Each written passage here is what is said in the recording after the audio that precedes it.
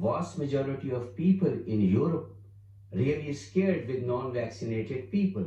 So democracy is operating within the ambit of majoritarianism, and this is the vast majority, and very tiny minority don't want to be vaccinated, and medical experts are saying that they are the threat. So why we should put really vast majority or vast number of people in European Union under threat because some people don't want to be vaccinated? Which right you want to exercise here when non-vaccinated people, very tiny minority, is threat? Look the numbers. I mean, they have the point. Now, I live in Belgium, 25,000 people died in Belgium due to COVID, and now numbers are receded to non-existential. So yes, these are the fact, and we are not talking, I'm not talking opinion, I'm giving you fact. I'll give you facts again, and thank you for raising that question, because I'm sure there are many other people all across Europe that are asking the same question. First of all, we don't live in a democracy. We live in what is called a constitutional democracy. So there are certain fundamental rights that are individual, that are personal. No one can vote, for example, to chop one of your hands off. Why not? If you're right-handed or left-handed and you have a higher risk of stabbing someone, let's chop everybody's hand to make sure that everybody's safe. Is this the kind of society we want? That is the reason why there are certain fundamental rights that are individual and personal. And one of such rights is the integrity of the body. No one outside of you can ever vote for you to inject something, to eat something, to do something with your body. It should be solely your will and your wish what to do with your body. It's simple as that. If we don't understand this basic principle, we don't understand how the Western world was developed.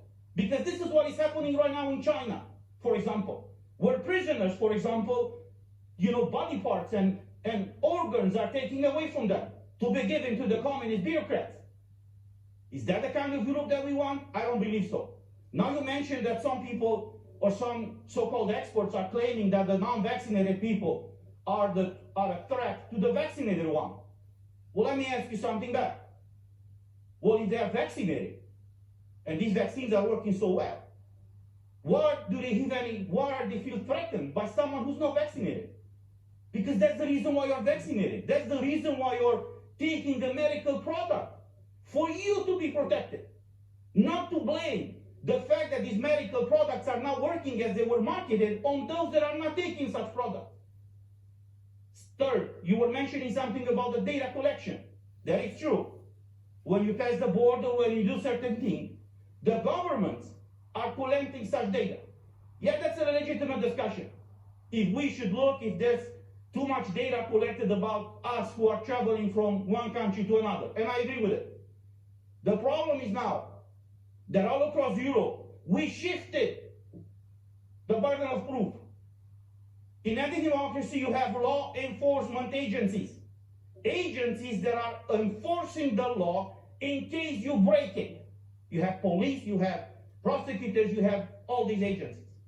The problem now in Europe is that we have what is called compliance with the law officers. Do you know who these people are? When you try to enter the restaurant, you have to show your green certificate. To a person that might not have a green certificate. To a person that doesn't have any medical background. To a person that doesn't know anything. The person is a waitress over there. So now you have to show to another person, another individual, another citizen, that's exactly as you are, that you are complying with the law. So they transform the whole society upside down.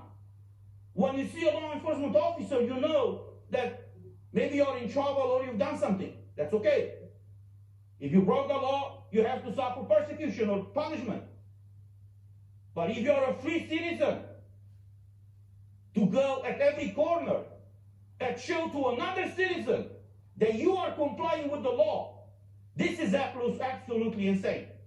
If you read the vision of the founding fathers of the European Union, none of them, even in their worst nightmares, never ever believed or dreamed that something like this will happen in the European Union. So regarding to the